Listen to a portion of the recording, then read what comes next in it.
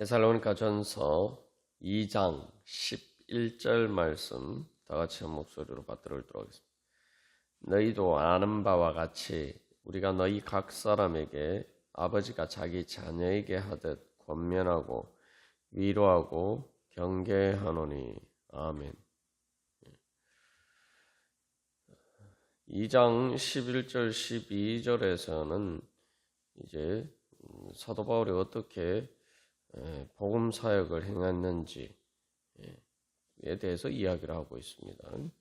그래서 앞에까지는 그 복음 전파를 위한 바울의 자세와 그 방식에 대해서 이야기하고 있다면, 이제 11절 12절에서는 구체적으로 어떤 것을 했는지 그 전파의 내용에 대해서 이야기를 하고 있습니다.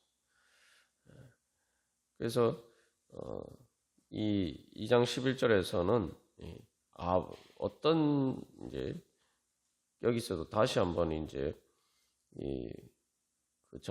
복음을 전하면서 사역하는 방식에 대해서 이야기할 때, 여기서는 이제 아버지가 자기 자녀에게 하듯 한다라고 이야기하고 있습니다. 이것은 이제 7절 말씀에서 자기 자녀를 기름과 같이 하였으니, 그래서 유모, 즉 젖먹이는 엄마처럼 자기 자녀를 기름과 같이 하였다라고 이야기하고 있는데, 11절에서는 이제 그것과 이제 수미 쌍관을 이루어서 서로 이렇게 대꾸법으로서 여기서는 이제 아버지라고 하고 있습니다. 그래서 똑같이 자기 자녀라고 이야기하면서 여기서 이제 아버지라고 이야기하고 있죠. 이제 이것은 표면적으로 보면 이제 전통적인 예전에 그 전형적인 어떤 성 역할처럼 그 어머니는 아이를 돌보고 아버지는 또 교육하고 가르치고 훈계하고 지도하는 그런 것에 비추어서 이제 그 아버지처럼 했다, 이렇게 이야기를 하고 있습니다. 그래서 뭐 이 성 역할의 관점에서 생각할 수도 있지만, 이제 성장 시기와 관련해서 주로 아버지와 어머니가 어떤 부분에서 이렇게 더 많은 역할을 하느냐, 이제 그 부분에 비춰 볼 수도 있습니다. 그래서 이제 아이를 이제 젖먹이는 일은 사실은 아버지가 할 수가 없죠. 그것은 이제 엄마만 할 수가 있는 일입니다. 그래서 이제 그 아이를 낳고 또 젖먹이고 이런 일들은 이제 다 이제 엄마가 하는 일이죠. 그래서 이제 그런 부분에 대해서는 이제 어머니에 비하하고 있고 엄마에 비하하고 있고, 그 다음에 조금 더 이렇게 그 아이가 이제 더 성장해서 그 다음에 훈계하고 또 이 훈육하는 과정에 있어서는 이제 상대적으로 아버지의 역할이 이제 또 중요하다는 점에서 바울은 거기에 비유해서 이야기를 하고 있습니다. 그러나 어쨌든 건 중요한 것은 여기서는 뭐 아버지냐 어머니냐 이게 중요한 것이 아니라, 사도 바울은 본인이 때로는 필요에 따라서 어머니처럼, 엄마처럼, 젖먹이는 엄마처럼 그렇게 하기도 하고, 또 아버지처럼 또 그렇게 하기도 한다는 거죠. 그래서 결국은 이제 강조하는 것은 자기가 사랑하는 자녀를 대하듯이 그렇게 했다라는 겁니다. 여기서도 이제 자기 자녀에게 하듯이라고 이야기하고 있죠. 그래서 그냥 뭐 내 자녀 이게 아니라, 특히 이제 자기 자녀라는 건 자기 자신이란 뜻이에요. 자기 자신이란 단어를 사용해서 특별히 내 자식이다 이런 부분들을 강조해서 표현하고 있습니다. 그렇기 때문에 이 정말 내 자식한테 하듯이, 내가 그렇게 부모가 자기 자식한테 하듯이 그렇게 내가 했다, 그것을 강조하고 있죠. 그래서 실제로 구약 성경에도 보면은 여기 이제 위로가 나옵니다만, 구약 성경에서는 또 이사야 66장 13절 같은 경우에는 그 위로하는 일을 어머니가 하는 것처럼 이야기하고 있습니다. 그래서 어머니가 자식을 위로한 것 같이 내가 너희를 위로할 것인즉, 또 근데 이제 또 불쌍히 여기는 것에 대해서는 시편 103편 13절에서는 아버지가 자식을 긍휼히 여김 같이 여호와께서는 자기를 경외하는 자를 긍휼히 여기시나니 이렇게 이야기하고 있죠. 그리고 또 히브리서 12장 10절에서도 오직 하나님은 우리의 유익을 위하여 그의 거룩하심에 참여하게 하시느니라 이야기하면서 그 아버지가 자식을 징계하는 그러한 것에 비유하고 있습니다.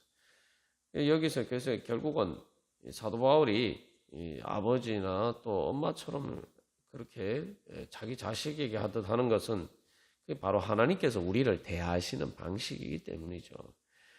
바울과 그 일행은 바로 하나님을 대신해서 그 모든 사역을 행하기 때문에 바로 그렇게 하나님께서 행하시듯이 한다는 것입니다. 그래서 구약 성경에서도 마찬가지고 보면은 이 하나님께서 우리를 대하시는 방식에 대해서 이야기를 할 때에 우리가 뭐 하나님을 아버지라고 이렇게 이야기합니다만 사실은 하나님은 성별이 없으신 분이죠. 남자나 여자나 이런 성을 초월하시는 분이기 때문에 이제 인간 사회에서 우리가 이제 비유를 들 때에는 그래서 구약 성경에서도 하나님을 아버지에 비유하기도 하고 또 때로는 하나님을 어머니에 비유하기도 합니다. 그래서 어떻게 보면은 어떤 하나의 성 역할이 중요한 것이 아니라 하나님은 결국 우리의 부모님처럼 하신다. 그래서 어떻게 보면은 하나님 어버이 하나님 부모라고 이야기하는 것이 이제 성경 전체적인 문맥에서 비추어 보면은 그렇게 표현할 수도 있을 것입니다. 그래서 여기서 우리가 이제 또 깨달아 알아야 되고 또 우리가 적용해야 되는 것은 하나님께서는 우리를 대하실 때에 항상 자기 자식을 대하시듯이 그렇게 대하신다. 우리가 사실 이제 그 믿음만 있으면은 우리가 하나님과의 관계에 있어서 온전한 믿음을 가지는 것이 될 것입니다. 그래서 여기서 이제 사도 바울이 권면하고 위로하고 경계한다라고 했는데 그 하나님께서 그 하시는 모든 일이 정말 자기 뜻대로 그러니까 사람들은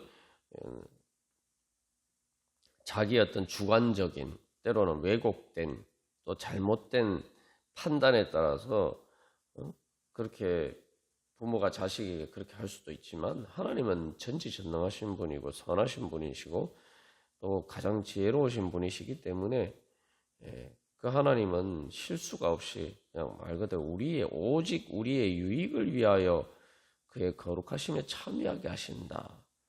그러니 그 히브리서 12장 10절의 말씀 우리가 그것을 믿을 수 있다면은 정말 하나님을 온전히 믿고 주님을 따라갈 수가 있을 것입니다. 결국은 이 하나님과의 믿음의 관계에 있어서 결국 가장 큰 장애물은 우리가 정말 하나님이 정말 그런 내 아버지 어머니 같은 분이시다 라는 것을 잘 믿지 못하기 때문이죠. 어린아이도 보면 사실 그렇습니다.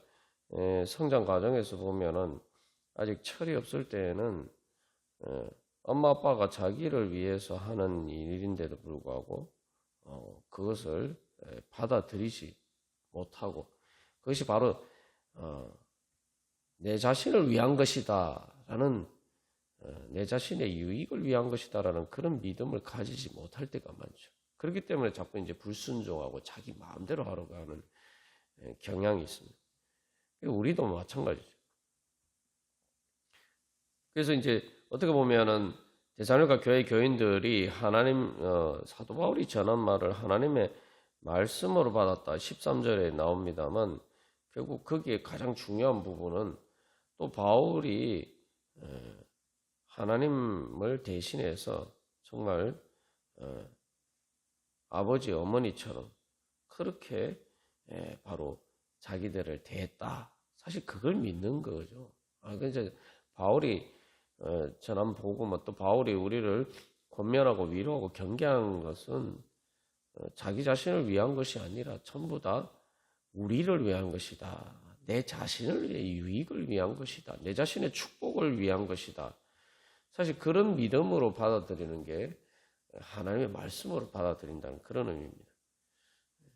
그래서 앞에서도 이제 결국은 어떻게 보면은 3절에서 6절까지 사도 바울이 나는 이런 동기로 나는 내가 복음을 전한 것이 아니다라고 하는 얘기도 결국은 사도 바울이 그렇게 정말 아버지, 어머니와 같은 그런 마음으로 우리에게 복음을 전하고 또 우리를 가르치고 또 신앙 안에서 양육했다. 그러니까 바로 그런 것을 믿고 받아들이는 것이죠.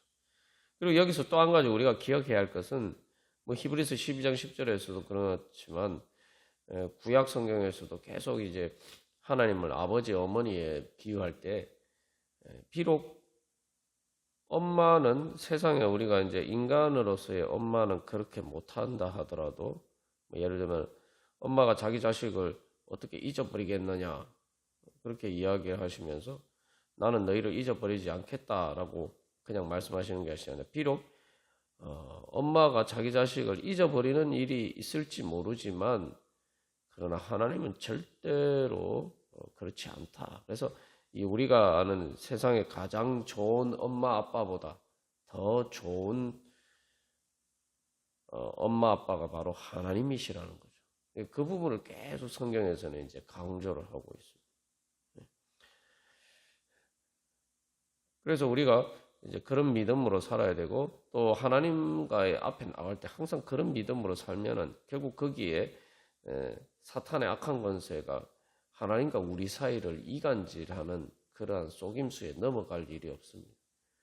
뱀이 이제 아담과 하와를 유혹하는 것도 바로 그거죠. 하나님이 너희들을 유익을 위하시는 분이 아니다. 너희들에게 쉽게 말하면 하나님이 좋은 엄마 아빠가 아니다. 이제 그것을 이야기하는 거죠. 우리가 계속 그래서 딱 이 기준만 분명하면 됩니다. 예수님을 통해서 하나님께서 보여주신 것처럼 하나님께서는 가장 좋은 선하신 또 지혜로우신 오직 우리의 유익을 위해 하시는 또 그 사랑의 능력으로 그렇게 우리에게 복 주시고자 하시는 하나님이다.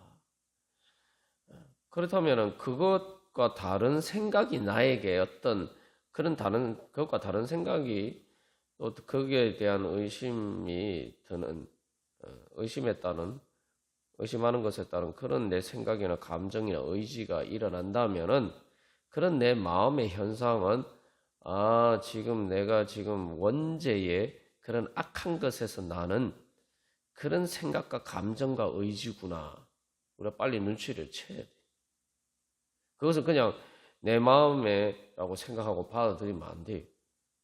우리가 요즘 계속 말씀을 통해서 나눈 것처럼 이 마음의 현상을 자꾸 실체로 생각하고 받아들이면은 우리는 항상 그 영적인 거로 공중의 권세 잡은 자가 우리의 마음에 비추어 주는 그런 잘못된 이미지에 우리가 쏘가 넘어갈 수밖에 없습니다. 항상 진리의 기준에 분명하게 서야 돼요. 그래서 기본적으로 원죄가 어디에서 출발하느냐? 하나님 아버지의 그 선하심을 믿지 못하는 불신하는 것에서부터 바로 모든 죄가 시작되었다. 우리가 그 사실을 항상 기억해요. 그래서 내 안에 바로 그러한 뱀의 말과 같은 그런 하나님 아버지의 그 선하심과 인자하심과 지혜와 지식과 능력을 믿지 못하는 그런 것들은 우리가 빨리 물리치고 쳐야 됩니다. 그리고 그것에 대한 중요한 가장 근거가 있죠. 여기서 사도 바울이 자기 자녀에게 하듯이라는 것은 부모가 자식을 위할 때는 우리가 여러 번 나눴지만 말 그대로 자기 자신처럼 생각하는 거죠. 그래서 실제로 자기 자신처럼 생각하다 보니까 많은 부모들은 일반적으로는 자기 자신보다 더 사랑합니다, 사실. 비록 내가 못 먹어도 자기 자식은 잘 먹이고 싶어하는 바로 그런 마음. 그게 사실은 그래서 부모가 자녀를 양육할 때는 일반 객관적인 관점에서 보면은 희생이나 헌신을 하지 않으면 자식을 키울 수가 없죠. 근데 부모는 그것을 당연하게 받아들여요. 오히려 그렇게 잘 못해주면은 마음에 미안한 마음이 들고 그게 바로 부모의 마음입니다. 그러면은 세상의 부모도 그러한데 하나님 아버지의 마음은 어떠하시겠나요? 우리의 좁은 소견에 따라서 내가 내 눈에 보기에 그렇게 안 보인다고 해서 그렇게 생각한다면 그 기본적으로 하나님을 믿지 않는 거죠. 하나님께서도 그래서 그것을 어떻게 보여주셨습니까? 부모가 자식을 할 때 자기 자신보다 더 사랑하는 그것을 어떻게 보여주셨어요? 바로 예수님을 통해서 보여주셨죠. 하나님이 예수님을 통해서 보여준 것은 바로 하나님께서 창조주 하나님이시기 때문에 창조주 하나님이 그냥 단순히 만드는 어떤 물건을 만드는 그런 존재가 아니라 우리를 낳은 부모님처럼 그렇게 인격적인 창조주로서 우리를 대하신다. 그래서 자기 자신보다 더 사랑하신다. 그래서 자기 생명을 아끼지 않고 우리를 위해서 희생하고 헌신하시는 바로 그 예수 그리스도를 통해서 바로 하나님 아버지의 모습을 보여준 것이죠. 그래서 우리가 예수 그리스도의 영이신 성령님을 받았을 때에 우리가 예수님처럼 그래서 하나님을 아빠 아버지라고 부르짖는다. 그것은 결국 성령님의 인도하심을 따른다는 것은 하나님을 아빠 아버지처럼 그래서 우리가 믿고 그래서 주님을 따르는 것을 의미하죠. 또 이제 우리 자신이 하나님과의 관계에서 우리가 이 말씀을 적용할 뿐만 아니라 바울이 그것을 또한 데살로니가 교회 교인들과 자기 자신의 관계에서도 또 적용했단 말이죠.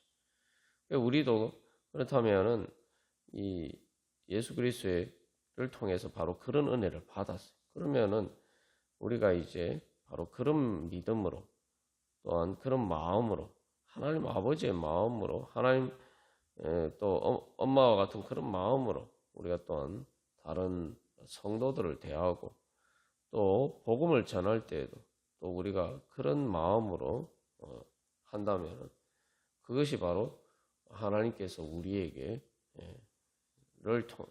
주신 그 은혜에 대해서 믿음으로 응답하는 것이고 또 그 은혜에 감사하고 그 은혜에 보답하는 일이 될 것입니다. 또 그럴 때 하나님의 그 역사가 복음의 역사가 우리를 통해서 나타날 것입니다. 그래서 결국 그것은 뭐냐면 주님께서 우리를 그렇게 대해주셨기 때문에 우리도 바로 그러한 믿음으로 또 주님의 은혜를 어떻게 갚느냐 우리도 그런 마음으로 대하는 거죠. 그래서 예전에 이렇게 자녀들이 많을 때는 형이나 뭐 오빠나 뭐 누나나 언니로서 또 밑에 동생들을 대하면서 사실은 이제 엄마 아빠를 대신해서 또 이렇게 많은 그 엄마 아빠의 역할을 분담해서 이렇게 하는 경우들이 많았죠. 이제 우리가 교회가 이제 바로 그런 역할을 감당해야 되는 거예요. 왜냐하면 하나님 아버지의 가정이기 때문에. 옛날에는 뭐 신앙을 떠나서 일반 가정에서도 다 그렇게 했다 이 말이죠. 그래서 또 예수님께서 우리에 대해서 말씀하실 때도 우리를 그래서 형제 자매다. 예수님을 맏아들이다. 그렇게 또 비유하기도 하죠. 우리가 그런 관점에서 결국은 이제 교회라는 것이 하나님 아버지께서 예수님을 통해서 세우신 것이란 말이죠. 그렇기 때문에 그 하나님 아버지의 가정 공동체고 또 그렇기 때문에 우리도 거기에서 먼저 예수님을 믿었으면은 내가 형제 자매지만 형제 자매라고 할 때 결국은 내가 먼저 예수님을 믿었으면은 내가 뭐 형이고 또 오빠하고 언니와 누나와 같은 자리에 있는 거죠. 그러면은 바로 또한 그 엄마 아빠가 해야 될 역할들을 또 우리가 또 그런 식으로 또 교회에서 할 때 그게 훌륭한 가정이 되는 거죠.